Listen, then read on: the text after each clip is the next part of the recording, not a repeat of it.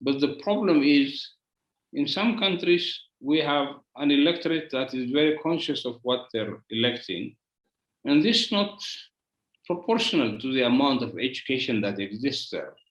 If we look at Nigeria, where we have high level of education among the population, that's where we have permanent problems. The Nigerian security apparatus cannot even, maintain the safety of kids in schools. And what does this tell you? You have the elite at the top that are concerned only about their own benefits. And the story you have down there is not of concern, of great concern to them. In fact, they are asking foreign governments to help them with this brackets of what they call terrorists and people who are asking for ransom, by kidnapping kids. This is unheard of story in Africa, and it's news. But foreign interests plus elite interests locally. Look at Somalia now. When we said that it's going to be stable, now we have another problem coming, a fight between the elites, which would again put the country into a collapsed state status unless something is done very, very soon by this elite.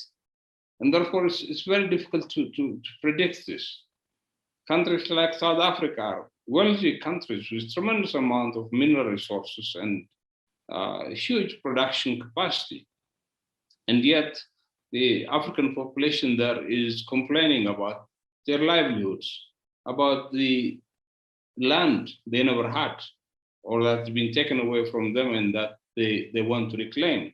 So these are issues at the bigger picture that we see beyond having a participatory governance in African regimes. There is progress. We cannot deny this. But that progress is coming very, very slowly from civil society and not from the governments themselves. So when you have these elections coming in a repeated manner, then I'm hoping that the young people, especially after the last 20 years when the education process has been expanding, the internet services have been expanding, people are now more aware of their rights, people are more aware of the international situation, and of course, the kind of trade wars that are emerging now between the East and the West, which is literally turning into a new Cold War, would make them aware what kind of governments they need to be able to stay afloat in the world economy, in a globalized world economy. So these startups that are coming up in Africa now are going to be the solution for this.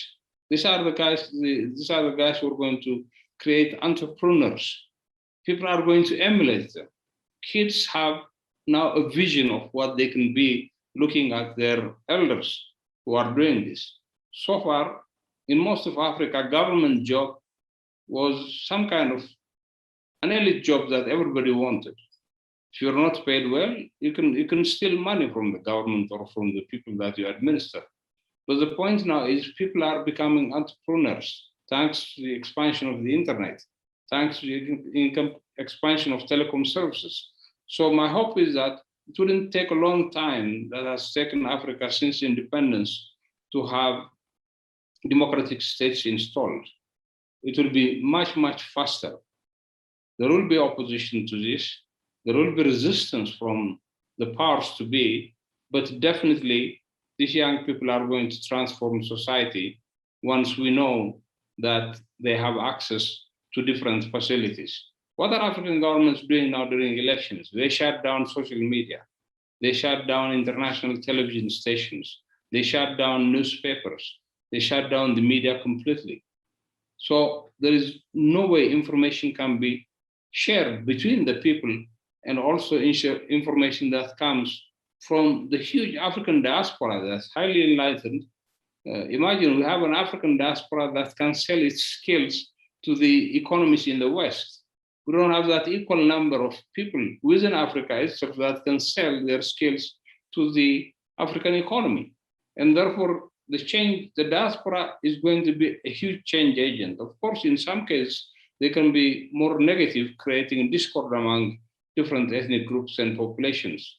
They can be the mouthpiece of incumbent regimes in Africa.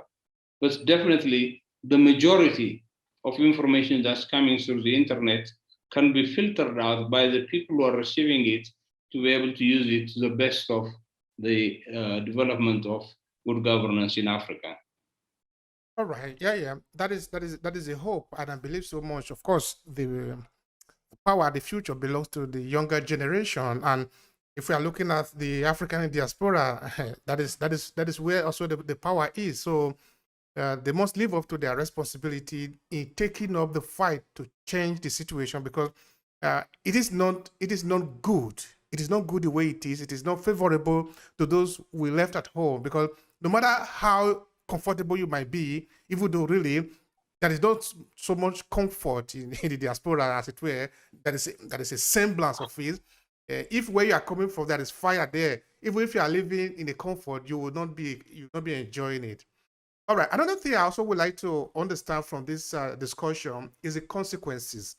Because if you make law and there are no consequences for the law, then those laws can easily be broken and nothing will happen. We started from the legal empowerment of the poor, no? How the poor can have access to justice. What if these poor do not have access to justice? Who are they going to cry out to? How can somebody intervene in their case? Say maybe, for example, the government decide to take the land that belongs to the people, and these people are driven away without any compensation, or for a variety of other things that the government decide to violate the right of the people. And these people, of course, they cannot fight the government. What can they do? The best thing is to talk about what they're doing now. Most guerrilla movements in Africa, most liberation movements or whatever, it's not liberation, some kind of self-empowerment and self-determination comes as a result of this. You have activists who talk about it. They start recruiting people. It's very easy to buy arms in this world today, or it's very easy even to get access to them. There are sufficient benefactors who are ready to give you guns and bullets to destroy your own country around the world today. And therefore, that's why you see all these fights in Africa, because the legal regimes are not working, because the governance regimes are not properly working. When there was a hope that some tyrant is gone, like Mobutu Seko, then the country hasn't changed much.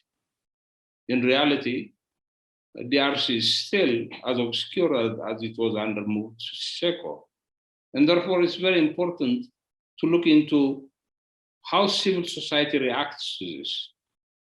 Much of the conflicts that we see going on in Africa between communities is, of course, traditionally you had communities who were undertaking cattle rustling, who were fighting for water points, for grazing areas and stuff like this.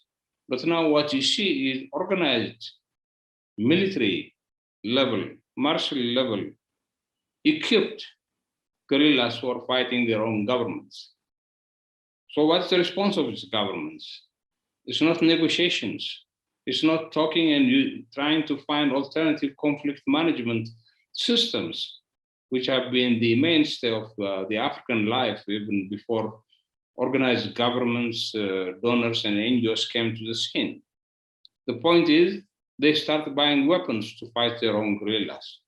Eventually, they destroy the economy of the country. They destroy society completely.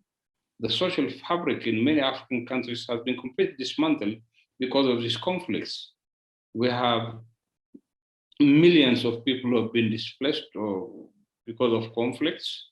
In almost 20 countries, there have been active fighting that has created the displacement of millions of Africans. At one time, we had the highest number of refugees. And of course, now we have Pakistan and Afghanistan with a huge number of refugees.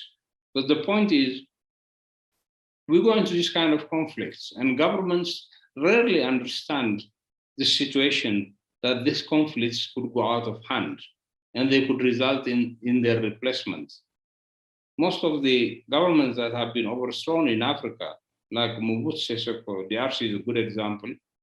has been, we had guerrilla movements going on for a long period of time. In fact, at one time, SADC had to put up a huge SADC force to be able to protect the integrity of the nation per se, so that it doesn't fracture into small phantom states, you know.